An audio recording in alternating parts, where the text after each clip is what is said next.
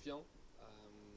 Voilà, et content exactement parce que je sais qu'on a de la perfo, il faut juste qu'on arrive à vraiment optimiser ce qu'on n'a pas forcément très bien fait le week-end dernier, mais je sais que les résultats vont arriver et voilà, c'est le plus important, donc on se concentre séance après séance. Les voitures qui vont s'élancer en piste, Pierre Gasly sous nos yeux pour cette deuxième séance d'essai libre que vous commentez. Julien et Loïc, on vous retrouve. Merci Margot, 15h, heure du Japon, 8h, heure française. Ah, 8 heures, ouais. Ça fait un peu mal. Hein. Libre et des températures toujours aussi faibles, moins de 14 degrés dans l'air, 34 degrés au sol. Là aussi, c'est un paramètre qu'on soulignait lors de la première séance d'essai libre, Loïc Duval. Paramètre Et la pole d'Hamilton Junior. Qui va jouer sur l'efficacité pneumatique et sur leur éventuelle dégradation avec du graining. Oui, en effet, pas forcément sur, 22. Sur un tour. On sort de la pit lane avec des pneus qui sont déjà chauds. Là, on arrive à les garder en température. Mais c'est sûr que sur les longs Il y a encore du chemin. Hein. Ce qu'on appelle ce grading, en fait, ce sont les meilleures conditions. Je prends les miettes, c'est ça. Des températures sèches mais relativement fraîches, avec un pneumatique qui va redescendre un tout petit peu en température. Donc voilà, il faut bien réussir à faire monter ces pneus en température et la carcasse surtout pour essayer d'avoir un pneu le plus constant possible. Mais on a pu voir, en tout cas chez McLaren, principalement qu'il y avait déjà beaucoup de graining lors de la première séance d'essai, et ça c'est forcément un élément pour lequel on veut se battre pour ne pas rencontrer ça en course, parce que c'est un vrai manque de performance. Pierre Gasly poursuit le travail entamé lors de la première séance d'essai libre. Le Français qui avait terminé cette séance au 14e rang, rejoint par son coéquipier habituel, Jack Doohan, qui ce matin avait cédé son baquet à Ryo Hirakawa et qui va donc découvrir à son tour Suzuka, le tracé. Votre circuit préféré sur lequel vous ayez concouru, Loïc Duval? Oui, moi c'est mon circuit préféré. Je trouve que voilà, il mixe un petit peu tout, le dénivelé, les virages rapides, techniques, donc c'est un vrai plaisir. Et après c'est sûr que pour Doohan ce ne sera pas facile de ne pas avoir été présent ici et pour la première fois rencontrer, être sur le circuit et de ne pas avoir fait cette première séance facile. Et d'autant qu'il perd son ingénieur, Jack Doohan. Vous venez d'apercevoir Josh Peckett sur la passerelle de commandement, mais dans le garage Alpine, qui bascule du côté Pierre Gasly. Pierre Gasly qui a donc changé d'ingénieur de course, ça a son importance. Il va donc salut la braconnerie. avec Josh Peckett qui était jusque-là, Mustapha. maintenant l'ingénieur. Comment ça se fait que je vois pas vos messages là? Avant cela, ingénieur d'Esteban Ocon. C'est mieux. Quelque chose ne va pas avec la voiture. La voiture rebondit de manière incroyable, notamment au virage numéro 13. Il demande à ce qu'on vérifie l'arrière de sa monoplace. Carlos Sainz, c'est la raison pour laquelle il est immédiatement rentré au stand. Et donc, Josh Peckett devient l'ingénieur de Pierre Gasly, quitte Jack Doohan qui, lui, récupère Stuart Barlow, qui était son ingénieur performance sur le début de saison, qui est titularisé ingénieur de course. C'est des changements, des ajustements effectués au sein de l'écurie Alpine. Vous voyez hein, la tête de Sainz qui bouge beaucoup avec ce virage à haute vitesse, hein, ce qu'ils appellent le 131. Donc en effet, peut-être que la voiture est un petit peu basse et à un moment donné, quand elle s'affaisse avec la charge aéro, on vient toucher un petit peu le sol et puis on a cet effet de pompage. Alors, lui parlait du virage 13, c'est Spoon Curve, et là on l'a vu dans le virage 15 qui est le 130R, avec effectivement un rebond un peu disproportionné. Lewis Hamilton qui tient absolument à replacer l'église de Maranello au milieu du village de Maranello en disant à tout le monde: non, je n'ai aucune démotivation, non, je n'ai pas le moindre doute quant à la motivation et à l'engagement de l'équipe. Ceux qui douteraient de cela sont totalement dans le faux. Je reste aussi motivé, aussi volontaire, aussi impliqué dans le projet Ferrari, aucun doute. Mais il essaye d'expliquer là aussi à qui veut l'entendre que ça n'est pas simple, et ça vous pouvez nous l'expliquer, Loïc Duval, pas simple de quitter une écurie pour laquelle vous avez piloté durant 12 années et de s'adapter à toutes les méthodes, à toutes les fonctionnalités, à tous les paramètres, à toute la nomenclature et le dictionnaire spécifique à Ferrari. Ça prend du temps, cette adaptation. ça prend du temps. Il y a aussi une culture hein, qui est différente en Italie par rapport à l'Angleterre. Donc il y a une énorme adaptation. Alors tout le monde le dit, hein, ils ont été très agréablement surpris par les démarches de Lewis Hamilton et puis ses premiers moments avec toutes les personnes de l'équipe. Mais c'est sûr que voilà, ça prend du temps. On l'a entendu hein, également à la radio avec ses ingénieurs. Voilà, comment se comprendre, communiquer. Ce qu'on apprécie comme information, ce qu'on n'apprécie pas, quand il faut nous parler, etc. Donc voilà, ça c'est des choses, ça met un petit peu de temps et c'est vrai qu'au début bah, c'est un peu compliqué, ça peut aussi agacer. Donc voilà, il faut savoir rester calme, travailler et c'est vrai qu'il y a une dynamique de toute façon qui est nouvelle hein, depuis l'arrivée de Frédéric Vasseur chez Ferrari et il faut faire corps avec le projet. Le meilleur temps provisoire de Lewis Hamilton en pneumatique dure devant Fernando Alonso et Isaac Hadjar qui avait bien entamé sa matinée également et notamment le travail sur le pneumatique dur. Le voici troisième en pneumatique médium désormais, Yuki Tsunoda quatrième. On en a un peu parlé évidemment tout à l'heure, mais la première séance d'essai libre de Yuki Tsunoda au volant de la Red Bull est une bonne séance à mettre à son actif, Loïc. C'est une très très bonne séance, hein. Il était à moins d'un dixième, un dixième de son équipier. Ça faisait très longtemps qu'on n'avait pas vu un équipier de Max Verstappen aussi proche. Après, est-ce que ça va durer? Tous les tenants et les aboutissants, on sait qu'ici le poids a une énorme influence sur la performance. Alors est-ce que pour bien commencer et du bon pied avec l'équipe, on lui a mis un petit peu moins de poids que son équipier? Peut-être pas. Donc il faudra voir dans le temps, au fur et à mesure. Mais ce qui est sûr, c'est que le plein de confiance, il est fait tout de suite pour Tsunoda. Et en revanche, par contre, pour son adversaire quelque part pour ce baquet, Liam Lawson, bah, c'est compliqué hein, quand vous vous retrouvez dans une autre équipe et que vous voyez que votre remplaçant, bah, lui, remplit les objectifs que vous n'avez pas réussi à remplir. C'est sûr que voilà, c'est une guerre psychologique qui est là. Mais pour le moment, il a fait un très bon début de week-end avec Red Bull.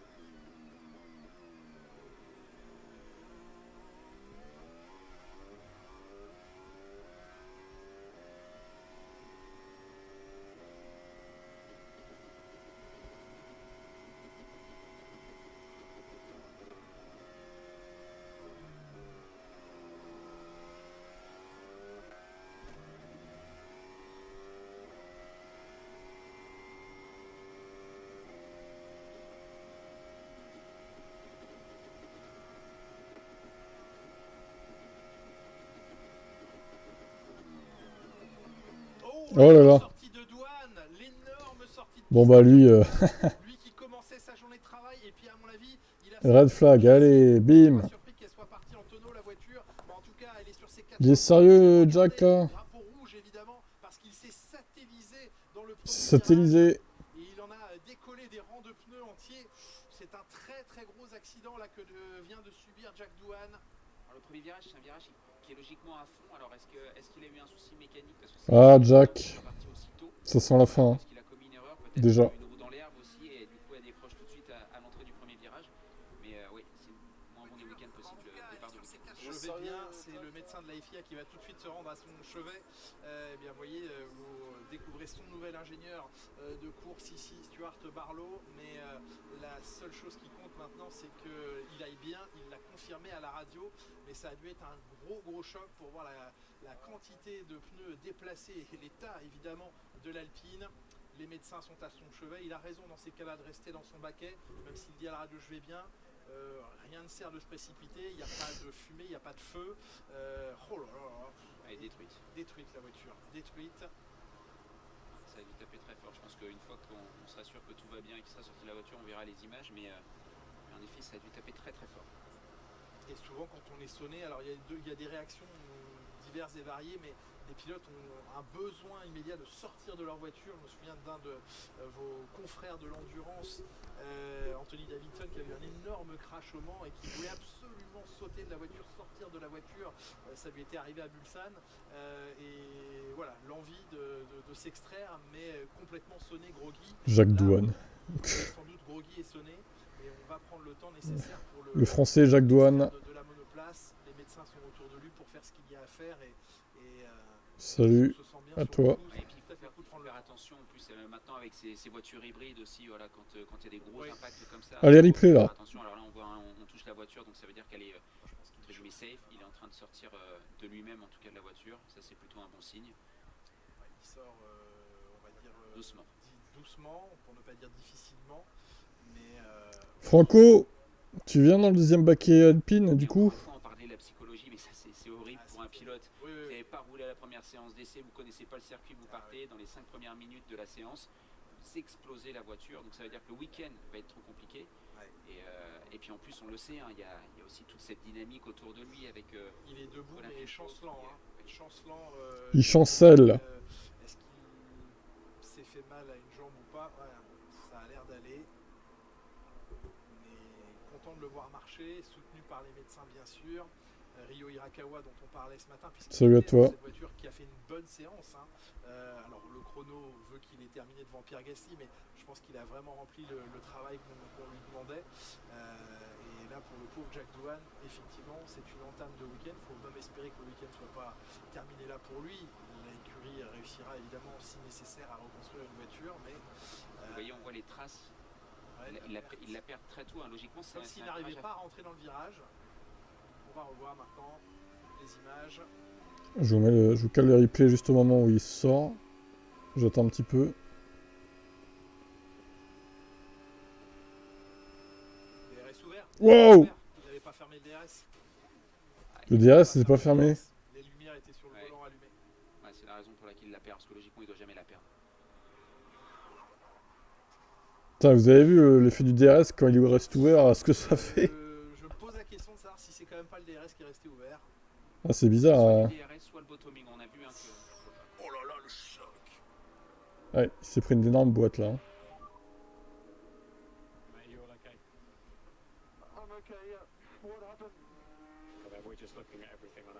Regardez sur le volant, normalement quand les diodes vertes sont allumées, c'est que le DRS est ouvert.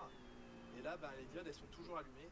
Alors évidemment, dès qu'il touche au frein, ça referme le DRS. Oui. Mais petite suspicion, en tout cas, on va le garder comme un point d'interrogation.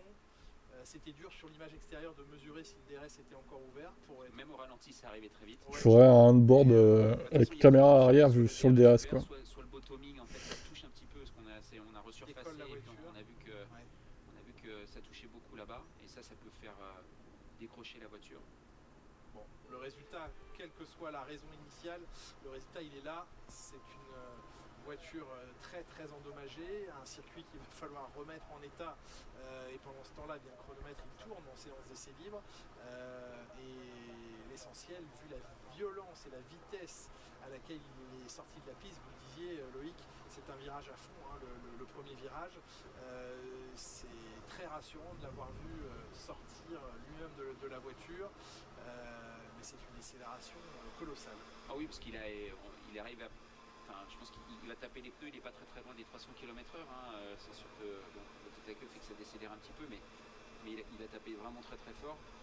Heureusement pour lui, je pense, de bonne Toutes ces manière. sorties de piste des Young Leaders depuis le début du championnat. Et puis, bon, Le après, prix à il va payer. falloir, passer par le centre médical et s'assurer que tout va bien. On verra si c'était un problème Pas de technique violence sur la voiture. ou sa faute, mais bon. C'est sûr que c'est, encore une fois, c'est On dirait vraiment que c'est le DRS qui s'est pas refermé comme il aurait dû et énorme.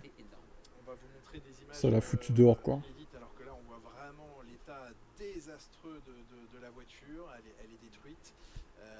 Et ça ce sont les images que vous n'avez pas vues en direct, mais de la sortie du cockpit de Jack Doohan qui est allé vraiment Bah ouais, si c'est de sa faute, oui c'est fini là. Tel choc, c'est pas Maintenant si c'est un problème technique à cause du DRS, bon, on peut pas l'accabler non plus quoi. Ça aurait pu arriver à Gasly. Hein. Il a vraiment eu du mal à s'extraire, mais tout à fait explicable et justifiable au vu de l'impact. Et là, les images de la voiture. On aura peut-être les informations. Mais Alors, il est arrivé, pardon, je vous coupe Loïc, qu'on voit une coque dans un état absolument abominable tel que c'est là, et qu'on nous dise non, le châssis, la cellule n'a pas souffert, tous les éléments autour évidemment démolis, mais il arrive parfois que la cellule soit sauvable, on n'en revient pas, ça dépend vraiment. Oui, c'est bon, là on parle un petit peu de chance. Elle doit faire son travail. Après, c'est vrai que des fois, quand vous avez des demi-trains comme ça qui sont arrachés, ça peut endommager la coque ou sinon sur l'impact. Là, on parle encore une fois d'une décélération qui est quand même énorme pour le pilote, pour la coque également. Cette vitesse-là, c'est sûr que sur le pic de Ça arrange pas Tsunoda pour le roulage, hein, du coup.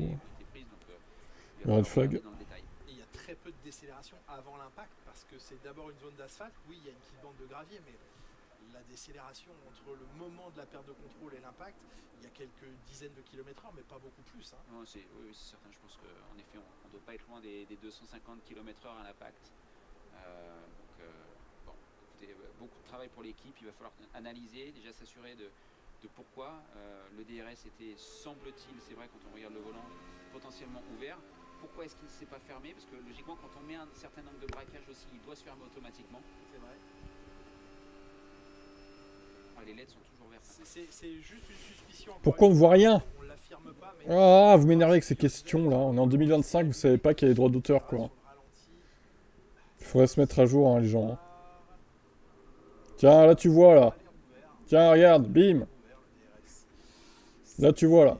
Mais quelques secondes seulement. Pas certain qu'il ait été ouvert.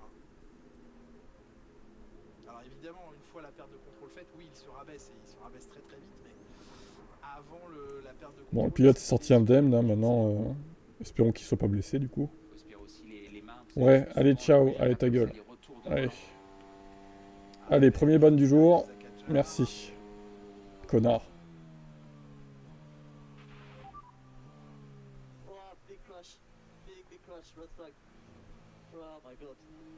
Évidemment, un choqué de ce qu'il a entreaperçu devant lui et puis vu au passage. Est-ce que ça pourrait aussi être... Allez, on essaye de poser sur la table des raisons possibles. Une crevaison. Est-ce qu'une crevaison peut, à l'arrière gauche, j'entends, pourrait avoir provoqué ça, une crevaison instantanée?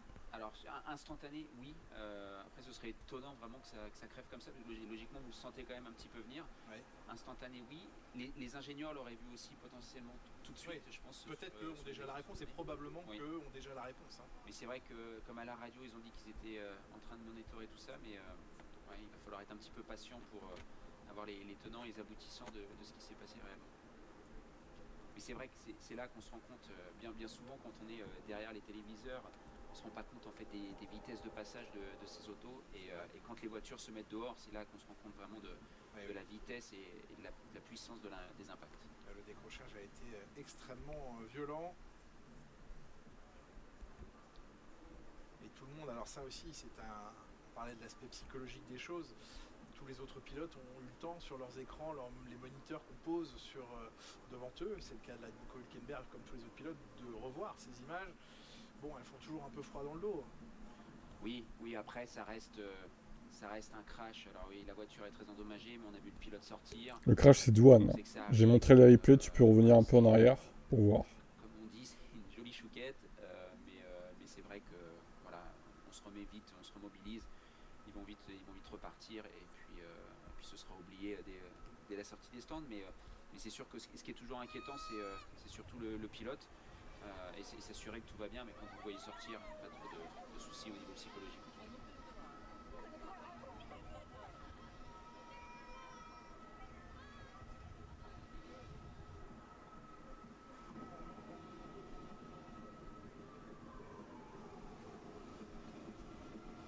Oscar Piastri, vous nous le disiez tout à l'heure, Loïc Duval, certes on ne l'a pas vu s'exprimer sur un tour lors de la première séance d'essais libres, ce qui explique son lointain classement avec cette 15e position, mais un bon travail effectué sur les longs relais pour lui tout à l'heure.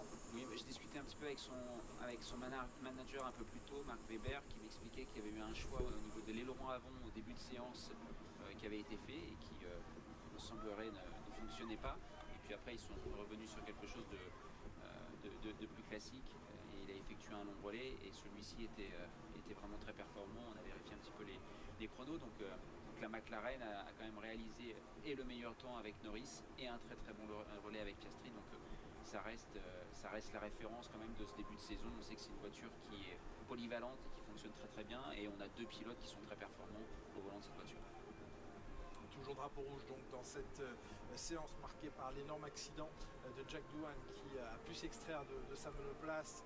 Et évidemment, dans de telles situations, les capteurs d'accéléromètre et donc de décélération envoient directement le pilote au Medical Center, au-delà d'une certaine quantité de décélération, c'est un passage obligatoire au centre médical. Là, il est évident que ce passage va avoir lieu et qu'il va être pris en charge par les médecins de la FIA et ensuite libre à eux de décider s'il est apte à reprendre le volant. Maintenant, il y aura un travail colossal de réparation et de préparation d'une nouvelle voiture pour Jack Doohan pour poursuivre le week-end, en espérant que demain il puisse être au volant. Il restera une séance d'essai libre, mais évidemment en matière de confiance c'est compliqué. Esteban Ocon, qui est à l'image que je vais vous proposer d'ailleurs d'écouter, il revenait avant l'entame de ce week-end sur son plaisir de retrouver Suzuka, le Japon, ses supporters et en plus avec un patron, chef d'équipe Ayao Komatsu japonais. Écoutez Esteban Ocon.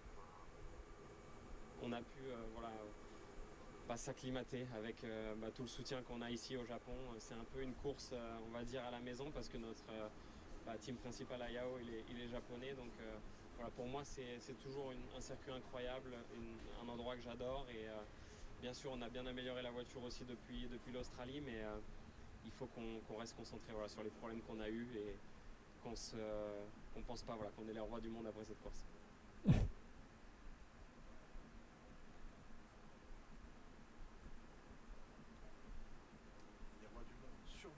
Le travail, il est en cours, le travail est en cours chez As, le travail en cours sur le circuit pour le remettre en état, bien évidemment, fixer ces barrières de protection. Ah ouais, si ils sont en train de remettre en état le circuit, on va y coucher là. Caoutchouc qui lie les pneumatiques pour éviter de s'encastrer à l'intérieur de ceux-ci. Et c'est une chance quelque part d'avoir ces anciennes installations avec des murs de pneus comme ça, parce que là vous tapez sur les nouveaux circuits où vous avez des rails en fait directement. Le temps de changer le rail, la séance d'essai est potentiellement finie. On revoit de face. Oui, là de face on va mieux voir les choses. Il était ouvert, je pense. Alors l'image décroche en tout cas de Jack Doohan juste avant, mais en tout cas, tardivement. Il n'y a pas une caméra arrière qui peut voir le DRS, c'est bizarre. Quelques centièmes de seconde entre le moment où évidemment, il y a le médecin permanent de la FIA qui est sur la gauche, le médecin local évidemment qui collabore avec l'ensemble des équipes de la FIA, où il y a un temps entre le moment où l'aileron arrière se ferme et redescend et le moment où l'air raccroche sur la surface de l'aileron. C'est un temps faible, mais voilà, on va dire que ce n'est pas totalement instantané le fait de refermer son aileron arrière mobile et de retrouver toute la charge aérodynamique sur l'aileron arrière. Ça prend un tout petit temps avant que l'air raccroche complètement. Vous parliez de ces infrastructures, on voit bien la forme de ce premier virage qui est une courbe à fond effectivement. Oui, on vient vraiment freiner, vous voyez toutes les voitures sont stationnées, en fait le point de freinage il est là pour aller prendre la deuxième partie, on peut appeler ça le virage 1 mais c'est le deuxième virage, donc on monte vraiment à fond, on met la voiture à peu près droite, en parallèle de ce vibreur extérieur vous avez les camions stationnés et on vient freiner ici, donc ça rentre à une vitesse phénoménale et c'est un des virages les plus rapides de la saison. Les jeunes pilotes à l'honneur comme Oli Berman, son héros d'enfance, son papa, si c'est pas donc ça. Oli Berman qui fait partie donc des rookies cette année, un autre pilote rookie qui a impressionné en ce début de saison, c'est Isaac Hadjar, on l'a dit, avec une belle entame. Évidemment, on laissera de côté le départ du Grand Prix d'Australie, mais pour le reste, il a fait bonne impression. Isaac Hadjar qui retrouve ce week-end chez Racing Bull, c'est bien un nouveau coéquipier avec la rétrogradation de Liam Lawson. On a interrogé le patron d'Isaac Hadjar et de Liam Lawson sur ce retour, on va l'appeler ainsi, du néo-zélandais au sein de l'écurie Racing Bull. C'est écouter Laurent Mekies, le patron de l'écurie. Je peux vous dire que ça a été une bonne nouvelle pour Liam la semaine dernière, donc c'est sûr que ça a été un moment difficile pour lui à digérer, mais il l'a digéré au final très rapidement. Le jour suivant l'annonce du changement de pilote, il était à Faenza pour faire son siège et reprendre contact avec ses anciens ingénieurs. Le jour d'après, il était dans le simulateur pour se préparer pour venir ici à Suzuka. Donc il est dans un bon état d'esprit. Comme vous l'avez dit, il a senti tout le support, tout le soutien de l'équipe autour de lui. Et voilà, et aujourd'hui notre priorité c'est de le remettre dans la voiture, c'est d'essayer de lui donner une voiture avec laquelle il va pouvoir s'exprimer, avec laquelle il va pouvoir pousser ses limites. Et on sait que si on réussit à faire ça, la performance viendra naturellement. Est-ce que ça veut dire que vous mesurez aussi l'impact mental, psychologique que ça a, cette rétrogradation sur lui? Écoutez, de nouveau, on peut C'est pas... une épreuve quand même. Bien sûr, c'est une épreuve. Et donc, notre priorité maintenant, c'est... Lui, il a été capable de digérer cette épreuve. Et donc, notre priorité maintenant, c'est de le remettre sur le chemin où son talent peut s'exprimer. C'est si bien dit.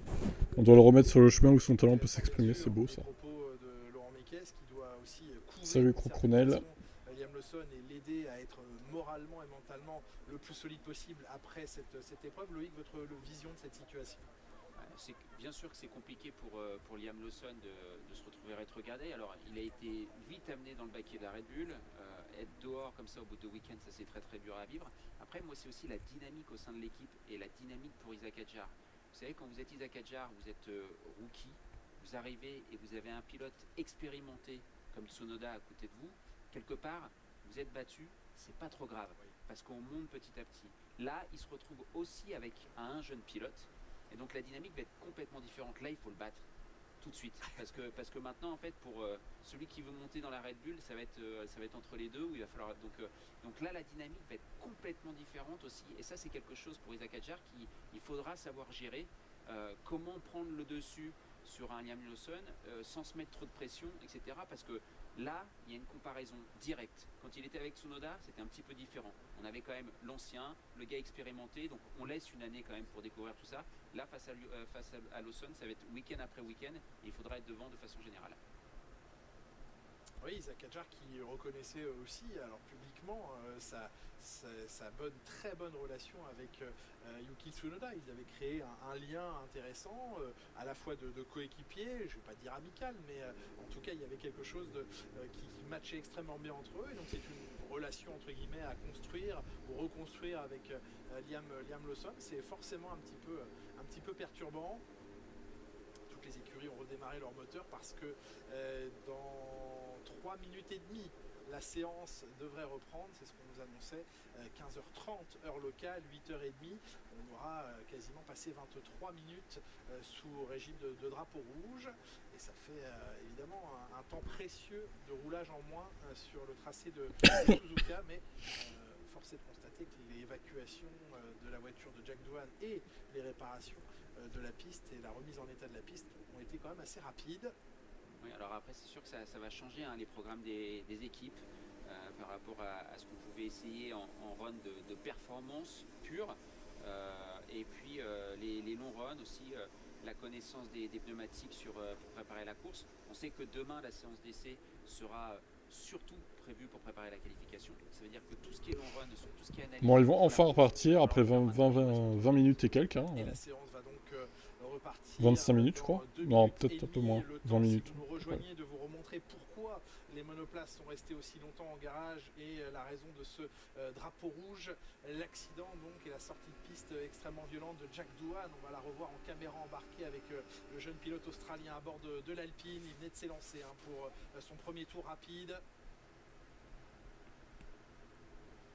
Un décrochage à très très haute vitesse pour lui. Heureusement, le pilote va bien, sa voiture elle est extrêmement endommagée. On pourrait suspecter que le DRS ne se soit pas refermé, soit par oubli, soit par problème technique, mais rien n'est encore confirmé par l'écurie à cet instant. C'est une supposition que l'on s'est permis d'émettre, mais qui justifierait le manque et le décrochage ultra rapide du train arrière. Le pilote allait bien, mais n'a pas compris sur le moment ce qui venait de lui arriver. Il est en ce moment même au centre médical et on s'assurera évidemment dans les prochaines minutes que tout est parfaitement ok pour lui. Et donc plus d'une vingtaine de minutes sous régime de drapeau rouge et dans quelques secondes maintenant, minutes maintenant, les pilotes reprendront la piste, mais tout le monde s'est précipité, Loïc Duval, à la sortie de la voie des stands pour vite aller effectuer le travail nécessaire dans le peu de temps restant. Oui, on a une McLaren en pneu médium, une McLaren en pneu dur, on a vu beaucoup de pneus soft tendres neufs, donc voilà, pas mal de différences au niveau des équipes. choix de pneumatiques. Voilà, un petit travail différent chez les uns et chez les autres. Mais encore une fois, je pense qu'assez rapidement, par contre, on va aller sur des relais un petit peu plus longs, essayer de comprendre la perspective des pneumatiques, comment ça évolue dans les séances, et puis voir si on a de nouveau du graining, comme ça peut être le cas ce matin.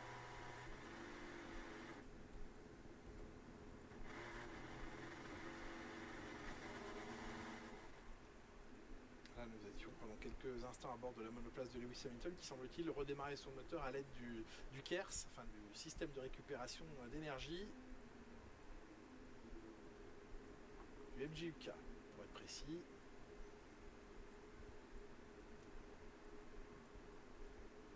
Du côté d'Isaac Hadjar, on préfère garder au maximum les pneus en température sous les couvertures chauffantes, quitte à laisser le peloton s'en aller. Dans 2 secondes maintenant, les feux vont passer au vert. C'est donc reparti dans cette deuxième séance d'essais libres. Et comme à l'accoutumée, les pilotes vont créer les espaces à la sortie de la voie des stands pour ne pas se gêner une fois lancé. Vous voyez ce premier virage tout à l'heure avec Jack Doohan. Il y avait aussi le fait qu'il était très très à gauche de la piste. Peut-être aussi la roue arrière gauche légèrement sur le léger, c'est pas un vibreur mais c'est une grille de drainage. Et peut-être même un tout petit peu sur l'herbe. On essaiera évidemment d'ici la fin de la journée ici à Suzuka et d'ici demain la dernière séance d'essais libres de savoir exactement pourquoi c'est arrivé. Il est important pour l'écurie de le savoir, savoir si c'est une faute, une erreur d'inattention, une erreur de pilotage ou une défaillance technique, parce qu'il y a une autre voiture en piste. Et imaginons qu'il est bien appuyé sur le bouton pour fermer le DRS et qu'il ne se soit pas refermé, c'est une alerte maximale pour la deuxième voiture aussi. Oui, alors ça c'est certain. Lui, encore une fois, on l'a entendu, il a été très surpris, puisqu'il a demandé mais qu'est-ce qui s'est passé. Il y a plusieurs sécurités, il y a le freinage qui ferme automatiquement le DRS. Logiquement, il y a un certain angle au volant ou une quantité de jets latéraux qui permettent aussi de le fermer. Alors on a vu qu'il était fermé en tout cas lorsqu'elle est partie en tête à queue. Oui. Donc au niveau de la sécurité, s'il était resté ouvert, en tout cas il s'est fermé automatiquement. Voilà, maintenant est-ce qu'il avait appuyé sur le bouton pour le fermer automatiquement ou pas? Ça c'est important pour l'équipe bien sûr, pour le pilote aussi, pour sa confiance. Parce que si à chaque tour de main, en séance d'essai, en qualification ou en course, vous arrivez sans avoir la conviction que votre DRS va se refermer, oui, c'est problématique. Ah oui, c'est très problématique. Et pendant que Norris entame son premier tour, certains ne sont pas encore sortis de la voie des stands. Vous l'avez évoqué, Loïc, 3 façons de fermer le DRS, soit par le fait d'appuyer à nouveau sur le bouton sur le volant ou sur la palette. Certains choisissent une palette derrière le volant et ça rabaisse l'aileron arrière. Là, mésentente. Pas content, McLaren. Oui, mais c'est surtout que le tour de Norris, là, je ne sais pas s'il est encore valable de continuer. Non, plus du tout. Donc voilà, 3 façons de le fermer. Le bouton au volant, le fait d'enlever le pied de l'accélérateur, ça génère une telle décélération sur les F1 que ça refait tomber l'aileron. Mais là, comme c'est un virage à fond, le pied il est toujours à fond sur l'accélérateur.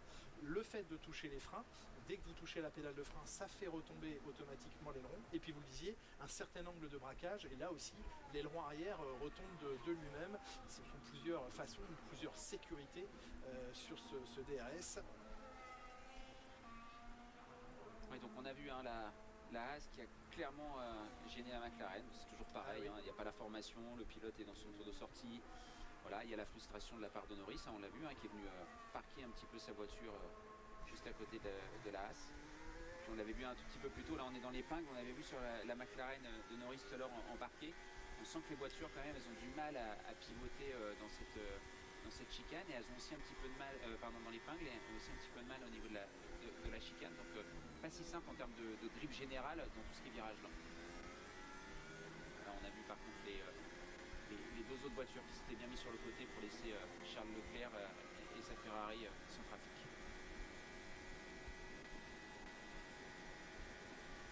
Charles Leclerc a eu un temps le record du premier secteur, mais battu maintenant par Fernando Alonso. À nouveau un drapeau jaune sur le circuit, c'est Alonso, semble-t-il. La voiture d'Alonso est arrêtée sur la piste.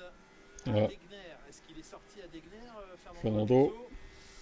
Alors, en tout cas juste avant le tunnel, oui, drapeau rouge, mais on voit pas. Sorti de la piste juste juste avant le tunnel, dans le deuxième Oh là là, GP2 Engine là. Deuxième drapeau rouge. Qu'est-ce qu'il nous a fait? Alors on voit pas sa voiture, mais on voit le point sur le GPS de la On voit pas sa voiture, c'est bizarre. Bah il a arrêté là. Il a pas tapé, mais... Enfin, si, il a dû taper quand même. Je suis coincé dans le gravier, dit Fernando. Alors est-ce que la voiture a tapé? J'ai pas l'impression. Non, je pense qu'il est encore assez loin, oui. Elle est posée. Non, il s'est coincé dans le gravier, lamentablement. Eh bien, beaucoup d'animation. Cette séance va être difficile à lire et va relativement peu servir aux ingénieurs et aux pilotes à se caler.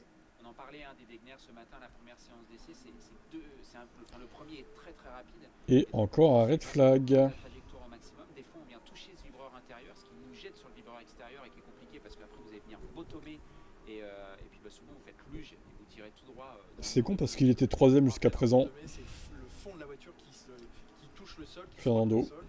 Exactement. Et donc après en fait vous avez les roues en l'air, le fond de la voiture, le fond plat est posé sur le vibreur et vous ne pouvez plus rien faire en fait. Il devient aussi bon que Stroll. Même Stroll devient meilleur.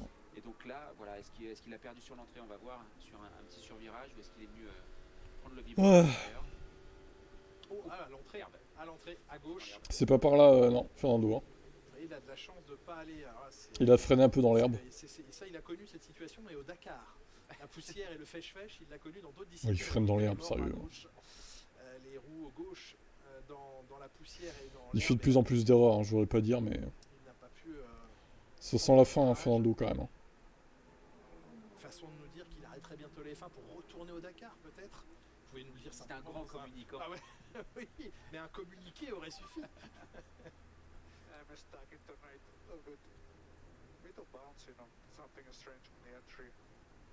Ah, du bouncing. Quelque chose d'étrange en entrée. Du rebond, t'as juste freiné dans l'herbe en fait, mauvaise foi man.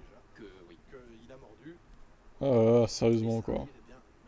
Il assume même pas. Même au meilleur, absolument. Il y a quelques kilos de gravier là dans le fond plat. Il y en a partout. Là, ça va être l'enfer. Il a essayé évidemment. Hervé, il est banni depuis longtemps. Sortir de la situation, mais très rare. Ouais. Il faut pas trop jouer avec les embrayages aussi. À un moment, il faut arrêter de vouloir sortir d'un bac à gravier en faisant des marches avant, des marches arrière. Là, les Formule 1. C'est ça, c'est bien les bacs à gravier là. Partie de nettoyage. Là, on le voit parfaitement. Arrière, là, les Formule 1 n'aiment pas Regardez. ça, mais oui, la petite Ouais, il a bien roulé dans l'herbe. Hein. Il n'y a pas de souci. partie de nettoyage, il a un peu refait le gazon. La partie de nettoyage pour les mécaniciens s'avère longue. Et derrière, oui, ça arrivait vite. Hein. Oui, et puis ça, il faut faire attention parce que vous voyez là sur la piste, maintenant il y a de la saleté. Si vous arrivez vite, des fois vous pouvez perdre un petit peu d'adhérence. On va le voir, là, les deux roues. Avant gauche, arrière gauche.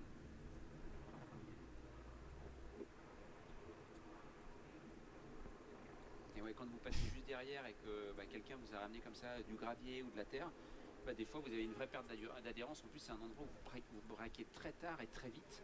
Donc c'est très facile. Bon, je pense que ce red flag va durer moins longtemps. On est à 10 minutes. Vu qu'il n'a pas tapé, le temps d'évacuer la voiture dans 2-3 minutes, ça repart quoi. Véritablement pour la quête du titre mondial, alors qu'il joue les podiums tous les week-ends. Écoutez la réponse de George Russell chez Mercedes. From my side, I'm just going in every single weekend trying to perform the maximum, and you know these last 3 years as well, you know, alongside De mon point de vue, Lewis. j'essaie d'aborder tous les week-ends de course au maximum. Dans les dernières 3 saisons, pareil, aux côtés de Lewis. But the last 3 years, neither of our names were there because we weren't in the position to fight. So Les look, this dernières season has been saisons, been oui, a great effectivement, il start était to toujours the là où il year. fallait I être, think il we était could have le achieved meilleur, mais j'ai better toujours été dans une results position de me than battre we face à lui. expected, and I hope we can continue Et cette année, on a this bien sort of débuté la run saison. of consistency, On a but l'impression de pouvoir you know, atteindre de realistically, meilleurs the résultats ground, qu'auparavant. Il exceptionally faut qu'on strong, continue and à I être think it's going to constant, be challenging for solide. anybody else Bien to sûr, compete with them. les But McLaren sont we saw exceptionnellement last year fortes. how Ce dominant sera Red Bull très were, and difficile suddenly pour they les weren't autres at the end of the écuries de season. les So, battre. you know, Mais on things a change vu l'année dernière à quel point Red Bull dominait le début de saison et à quel point ça a basculé en cours de saison. Donc les choses peuvent changer très vite. Et il est lucide, il reste optimiste et il a raison de l'être parce qu'effectivement l'histoire a prouvé jusqu'ici que les situations du début de saison n'étaient pas forcément celles de fin d'année. Écoutez, il est constant, la voiture performe plutôt bien, il a un nouveau rôle aussi au sein de l'équipe et il est prêt maintenant, il est mûr pour ce rôle-là. comme il l'a dit, hein, les dernières années quand même, il a fait de très belles choses aux côtés de Lewis Hamilton. Il l'a même régulièrement battu. Là maintenant, ça devient le pilote numéro 1. Alors avec un équipier qu'on sait très talentueux et que tout le monde attend, mais aujourd'hui il a vraiment la carrure pour endosser ce rôle-là. Et puis la voiture fonctionne plutôt bien. Et la séance va reprendre à 15h41, heure de Suzuka, c'est-à-dire dans 1 minute 30, on ressort des garages. Et sauf que là, Lando Norris, il prend le trafic, il n'a pas le choix que d'attendre. On rappelle que la règle, c'est que les roues avant doivent avoir passé la ligne blanche. Non, mais c'est qu'il y en a eu un autre là, drapeau rouge. Avant de pouvoir espérer avoir le droit de s'engager. C'est Alonso qui s'est planté dans le gravier, Fernando. Pour passage forcé. Après un freinage dans l'herbe. On a quand même toujours 3 pilotes qui n'ont pas de chrono. Ouais, il y aura 19 minutes de roulage en espérant qu'il n'y ait pas d'autres incidents. On en a assez eu pour cette séance, largement. Et le retour casqué. Les pilotes ont tendance à dire que dans un crash, la chose la plus dangereuse, c'est le retour en scooter derrière quelqu'un que vous ne connaissez pas. Et il fait bien de garder son casque. Fernando Alonso, évidemment.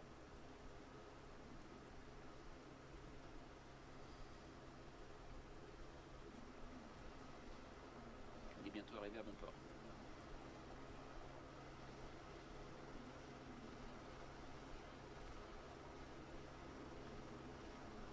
Ah, il joue la remontée DS à contresens. Heureusement sur la voie de sécurité, évidemment.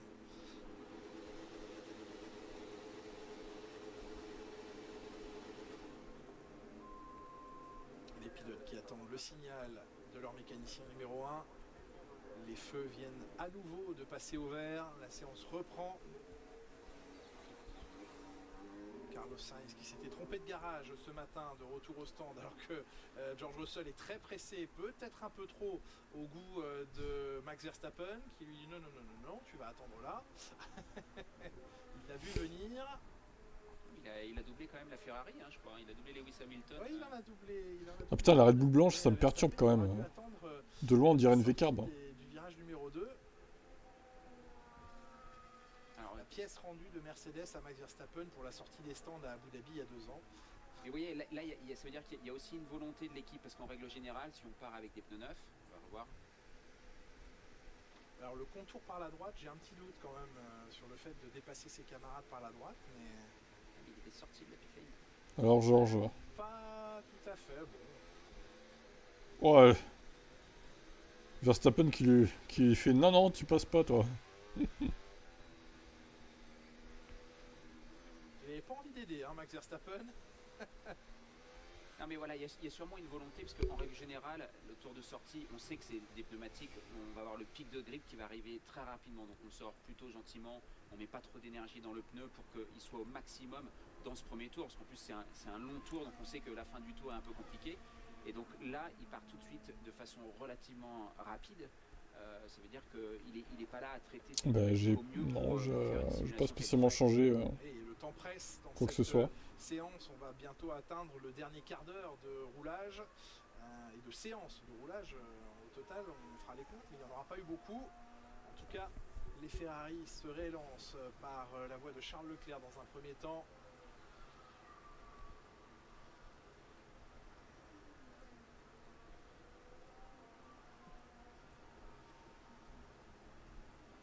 Et voici ces fameux S. Là, il faut une dynamique, une rythmique dans cet endroit, Loïc. C'est une vraie rythmique en effet, parce que si vous ratez le premier ou le deuxième, enfin, après vous perdez justement le rythme et ça devient très très compliqué. Donc vous avez vraiment ce flow qui est très important, ça va très vite, on touche quasiment pas les freins, hein. C'est juste avec les gaz, etc. Et puis vous arrivez là dans ces dégnaires où ça ralentit un petit peu. Après il y a ce freinage, hein, de la chicane qui suit, où regardez les voitures restent mi-piste, en fait vous avez un petit banking, ah bah non, voilà, il me fait mentir, lui il est venu vraiment chercher l'intérieur, Charles Leclerc, mais en règle générale c'est vrai qu'il reste plutôt mi-piste. Et là vous avez ce long virage à droite qui vous emmène jusqu'à Spoon, qui est un enchaînement très très rapide. Le premier, on rentre très très vite dans le premier gauche ici. Et après on va casser un peu plus la vitesse pour le deuxième et on reprend les gaz très tôt pour la ligne droite qui nous emmène jusqu'au 130 R qui passera à fond et le freinage à la chicane.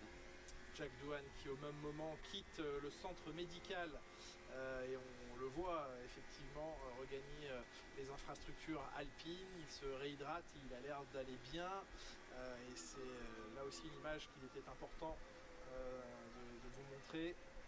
Tant mieux de voir Jack Doohan ainsi. Maintenant il va falloir lui se reconstruire le moral, la confiance. On sait que son baquet est souvent mis à prix et qu'on se demande si Jack Doohan le conservera tout au long de cette saison 2025. C'est pas le genre de situation évidemment qui joue en sa faveur. Pour autant maintenant il doit se reconcentrer sur ce week-end et compter sur un travail incroyable de son équipe pour reconstruire une voiture en vue de la deuxième journée. Russell reste le plus rapide, Leclerc à 50 millièmes de seconde, battu Lewis Hamilton, meilleur temps, une 28.544 pour le Britannique, avec pour Lewis Hamilton un record de deuxième secteur. Voilà, Lewis. Gasly, record de troisième secteur. Il est à nouveau en forme, Lewis. Adjar, meilleur Mais temps. Isaac Adjar, record pour demain, il va changer ses réglages, il sera plus en forme. Toujours la même. devant Lewis Hamilton. Oh, Adjar premier, pardon. Magnifique le chrono réalisé par Isaac Adjar, là, l'énorme prise de confiance. Et Lawson qui est P3. aussi très important, Liam Lawson, on parlait Il de se réveille, Liam. de confiance, se mettre à 41 millièmes d'Adjar, c'est très bien pour Liam Lawson. Très très serré. Hein, Oh, incroyable. 5 voitures en 99 millièmes pour l'instant. Ça c'est avant les McLaren. Profitez, prenez la photo maintenant parce que ça ne va peut-être pas durer. Mais incroyable, deux Racing Bulls, deux Ferrari, une Mercedes en moins d'un dixième. Piastri Se met 6 voitures maintenant, on rajoute une McLaren. Non mais sérieux, c'est quoi ces chronos là? Et Norris là par contre. Ah, Norris, qui met règle tout le monde d'accord. Tout le monde au chronomètre. Une 28.163 à 3 dixièmes et demi. Tout le monde est repoussé ailleurs dans un autre monde. Pas celui de Lando Norris. Seul devant pour l'instant, il était déjà le plus rapide lors de la première séance d'essai libre. Drapeau rouge à nouveau. Encore? Mais c'est pas vrai. Alors, que se passe-t-il cette fois? C'est infernal. On n'a pas de voiture arrêtée sur le circuit, sur le GPS en tout cas. Et c'est un troisième drapeau rouge. Il y a du feu sur la Ça piste. prend le feu, ça on l'avait déjà vécu en Chine l'année dernière. La piste brûle. Oui, l'herbe qui s'enflamme. Non mais c'est Alors, n'importe on a une quoi. petite explication, Franchement. une explication, une supposition. N'allons pas trop vite. Mais qui serait liée, en tout cas qui était liée l'année dernière en Chine, aux peintures qui pouvaient être mises au sol pour rendre l'herbe verte, plus verte. Bon, Là, si elle ne l'est pas. là ici ça n'est pas le cas. Donc C'est lunaire. la combustion instantanée. Est-ce que c'est Étonnant, une étincelle de fond plat? C'est étonnant en plus parce que c'est vraiment sur la partie intérieure. C'est-à-dire que les voitures, Oui, c'est si elles quelque devaient, chose ouais, que j'ai ouais, considéré ouais. plutôt sur l'extérieur C'est avec vrai. les G. Étonnant. Début d'incendie donc. Un petit barbecue? Eh ben, il y aura pas Qui est beaucoup chaud, de là? confection aujourd'hui. Non mais c'est incroyable. Ouais, les étincelles de Hülkenberg. Bah oui. Vous allez voir que c'est ça parce qu'il y en a quelques-unes qui vont à gauche. Et pas uniquement les siennes. Oui, le Tout le pauvre. monde, parce qu'on est sur une zone. Oui, non, on va pas accabler Hülkenberg. Hülkenberg. Mais effectivement, on est dans une zone, ce long gauche ici, à très fort appui. Et bah, c'est sûrement ça. Faut Et vraiment si bien y a ça pour la sèche, course, voilà. Parce qu'il pleuvait il y a encore 3 jours ouais, ici, bon. donc, mais bon. Après s'il pleut pour la course, il n'y aura pas ce problème. Mais bon. Possiblement, les étincelles des monoplaces. Voilà, on va passer le week-end à Allez. les éteindre. les pelouses. Oui, parce que les voitures sont basses, on le voit, on voit que ça hein, depuis ce matin. Il y a beaucoup d'étincelles un peu partout, donc en effet, l'herbe est relativement sèche.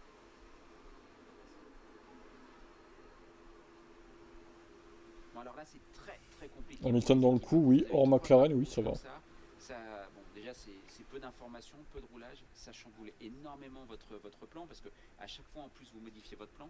Vous perdez sur le premier drapeau rouge 15 minutes. Il faut trouver des solutions, il faut modifier pour essayer de voir ce qui est le plus important sur votre run plan. Par contre, Ferrari, ça visera pas la victoire, hein, je vous préviens. En avant, ensuite il y a le deuxième drapeau rouge. Podium au mieux, quoi. Il faut la même chose, voilà, là il restera 10 minutes, donc à savoir est-ce Voire, que ouais, essayer de podium, travailler la P4 qualification ou mettre le plein P5, d'essence dans les je voitures pense. et puis les pneus pour la course. Mais c'est compliqué. Absolument. Troisième drapeau rouge de la séance. deux sorties de piste, un incendie. Et en attendant, vous voyez ici, chez Alpine, on a été autorisé parce que normalement, pendant un week-end de Grand Prix, les tracteurs ou les engins qui permettent de lever les grosses caisses de matériel ne sont pas autorisés dans le paddock. Là, pour reconstruire un châssis, eh bien, vous voyez, on apporte... Bon, c'est quand même chaotique, hein, cette séance. Des pièces majeures. Franchement, ils ont fait à peine 10 tours, c'est ridicule. Hein. En 1 heure, c'est abusé, quoi. Sur les premiers Grands Prix de la saison. Et donc, on s'apprête eh bien, à amener tout le matériel nécessaire pour reconstruire une voiture pour que Jack Doohan puisse reprendre la piste demain. Voilà pour la situation chez Alpine. Lando Norris, oui, pardon. Quand on voit, quand on voit l'impact aussi, il y a peut-être une boîte de vitesse. Non mais il y en a un, il a la gueule de Brad Pitt, non mais... C'est pas un pilote de F1, Brad Pitt, hein. D'abord sur l'arrière gauche. Et ça, c'est vrai que ça c'est japonais, sérieux quoi. Des dommages, même au niveau de la boîte de vitesse et moteur. Je suis certain que Brad Pitt lui-même a noté le fait que Lando Norris a déjà battu la pole position de l'an dernier ici même, le 1:28.197 pole position l'an dernier de Max Verstappen est donc d'ores et déjà ah oui, c'est déjà battu effectivement. Les soutiens évidemment dans le public à Yuki Tsunoda notamment, mais pas que. Vous voyez les belles constructions et les chapeaux uniques au monde réalisés par les supporters japonais ici. Une ambiance évidemment qui plaît à tous les pilotes, à commencer par Isaac Hadjar, deuxième temps pour l'instant, et écoutez le français qui s'exprimait à l'aube de ce week-end du Grand Prix du Japon. Moi j'étais très content de ma performance personnelle en Chine. Je pense que le rythme était bon tout le week-end, donc en arrivant au Japon, déjà je suis très excité de rouler sur cette piste. C'est une piste de fou, donc j'ai tellement hâte d'être à demain. Et l'approche, ça va être... je vais avoir le temps, je pense, la FP1, FP2, FP3, je trouve que ça fait beaucoup de séances, surtout après avoir vécu un week-end sprint. Donc je pense que je vais avoir le temps d'y aller step by step. Justement, ce tracé, il y a des petits points favoris que vous appréciez ici à Suzuka? Les deux droites d'Egner, Degner 1 et 2, ça va être la régalade. Il y a eu 3 drapeaux rouges, hein, pour ceux qui viennent d'arriver. Premier drapeau rouge. Au bout de 10 minutes, t'as Doohan qui s'éclate au premier virage. Ça va durer 20 minutes, le red flag à peu près. Le deuxième, c'est Alonso qui se plante dans le gravier, lamentablement. Bon, ça a été plus rapide, ça durait même pas 5 minutes. Et là, troisième drapeau rouge, l'herbe qui prend feu. Voilà, donc super. Vive Suzuka. Hein.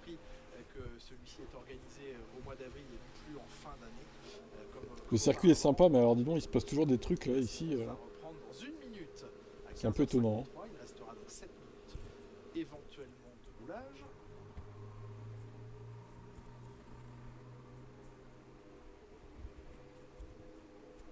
Et c'est la Ferrari de Charles Leclerc qui la première ressortira des stands.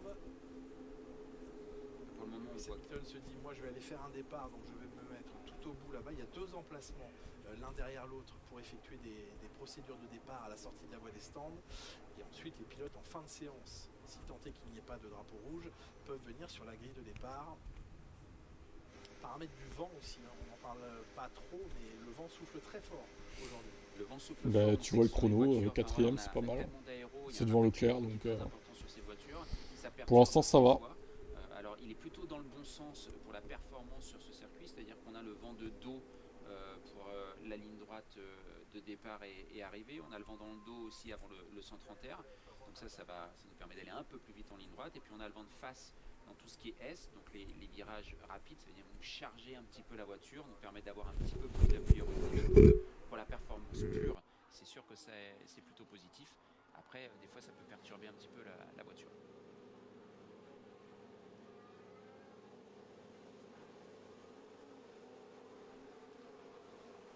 Beaucoup de voitures pour le moment étaient reparties pour ce dernier roulage. Hein. Potentiellement, c'est 2 tours supplémentaires en FP2 pour les équipes. Et beaucoup d'équipes sont parties avec les pneus médiums et les pneus durs en piste. On ne devrait pas forcément voir d'amélioration, en tout cas grâce aux pneumatiques, puisque les pneumatiques soft ont été utilisés avant.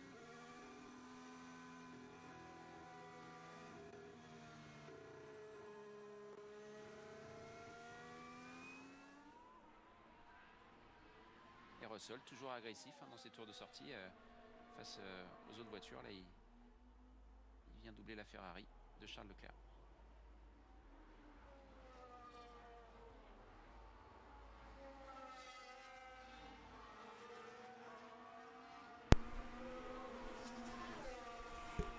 Bien et toi?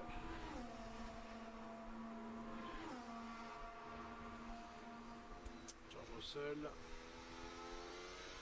Pas décidément. Après Max Verstappen derrière, qui a passé un petit peu de temps, c'est derrière la Ferrari maintenant.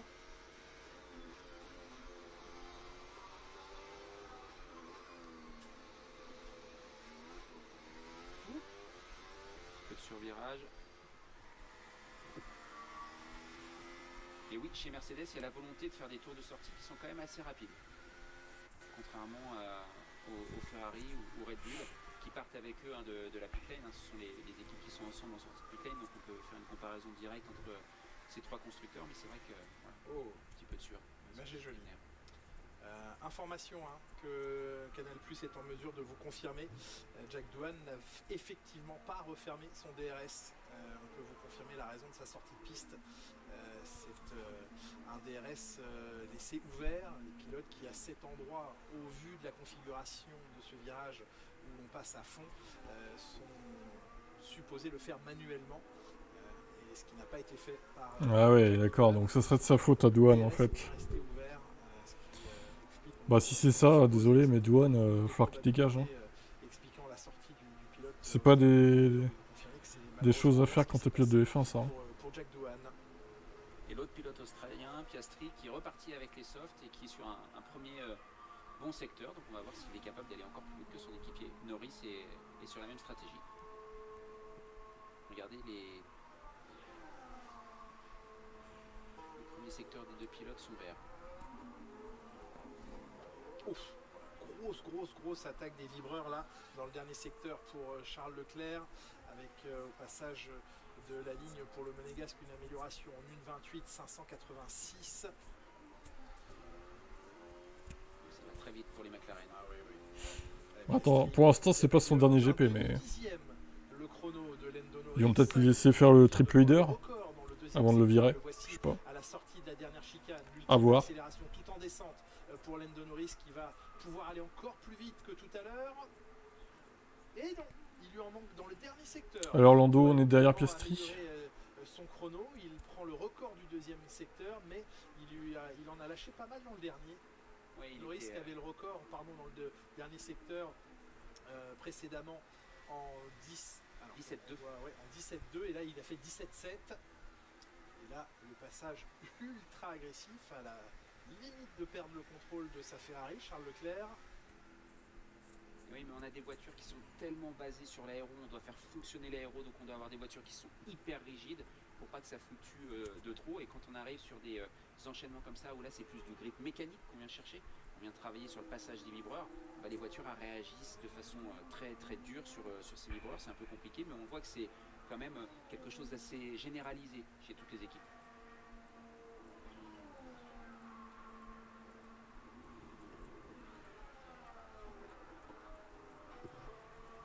Attention, Norris aurait dû aller beaucoup plus vite. Si vous mettez son dernier secteur, ça roule, ça roule 4-5 dixièmes plus vite que ça. Ouais, le temps idéal n'a pas été réalisé par Lando Norris.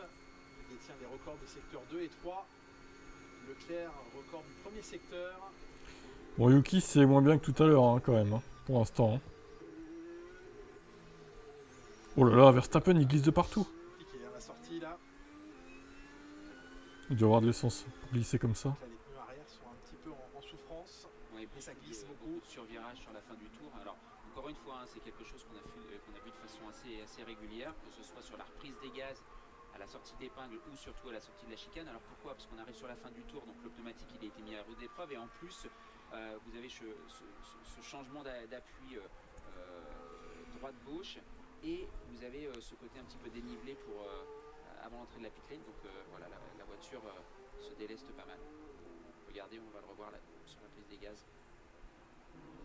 Elle reste très sensible, cette monoplace. C'est ça, ouais. C'est un peu le remake, j'avoue. Réglé. Max Verstappen qui se bat avec cette monoplace. place.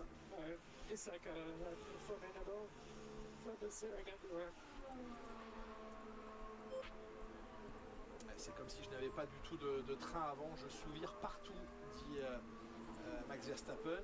Et encore une fois, les principes physiques d'une voiture en mouvement, c'est que quand elle souvire en entrée de virage, elle survire en sortie. Exactement, parce que vous mettez beaucoup d'angles au volant en fait pour pouvoir faire tourner votre voiture. Donc voilà, vous mettez beaucoup d'angles. Et quand vous prenez les gaz, à un moment donné, vous avez un peu de sous-virage.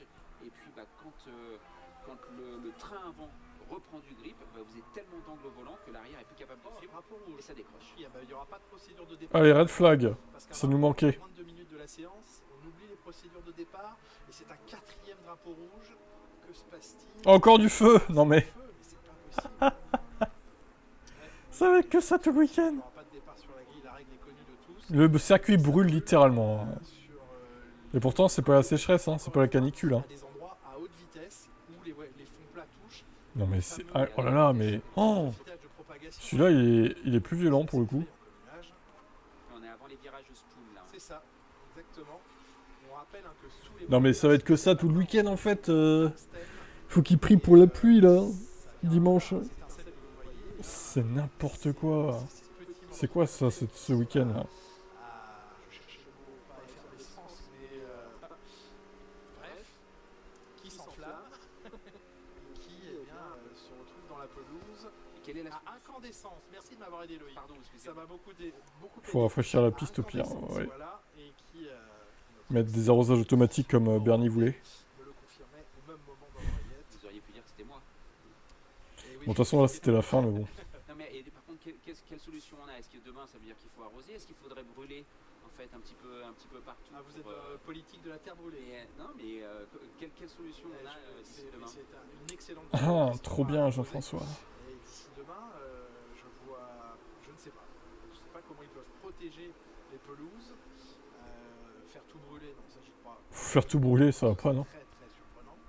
Arroser les bas-côtés sans que ça mouille le circuit, vu les dénivellations ça et là.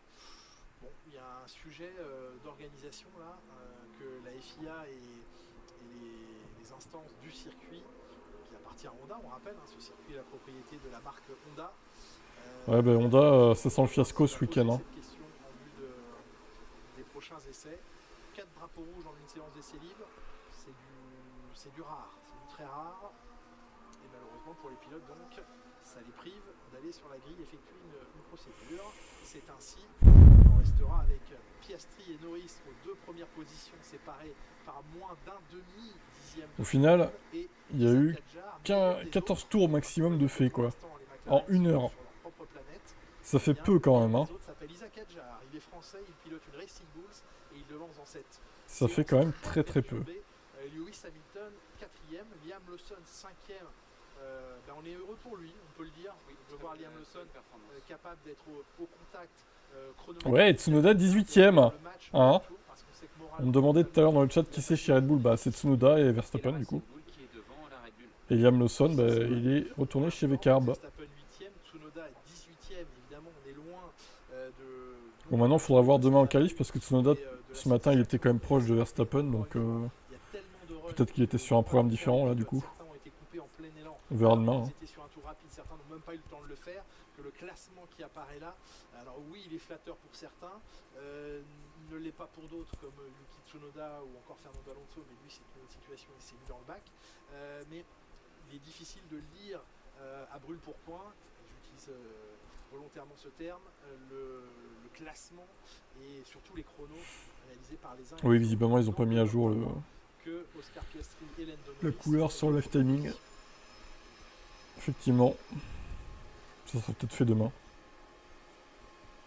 Ocon Berman, on le sait, une des 2 voitures est équipée des nouveaux éléments. Bon bah sur ce, hein, on va se dire rendez-vous demain à 8 h pour les qualifs de ce Grand Prix du Japon, en espérant qu'il y ait moins de red flag parce que là quand même 4 en 1 heure, ça fait un petit peu beaucoup. Quand même. Mais bon, on verra bien. Allez, bonne journée à vous et à demain, 8 h. Ciao, ciao. plancher demain, mais en tout cas les problèmes rencontrés lors de la FP1 ne sont pas ceux qui ont handicapé la Haas en Australie. D'autres problèmes donc, et d'autres problèmes à gérer.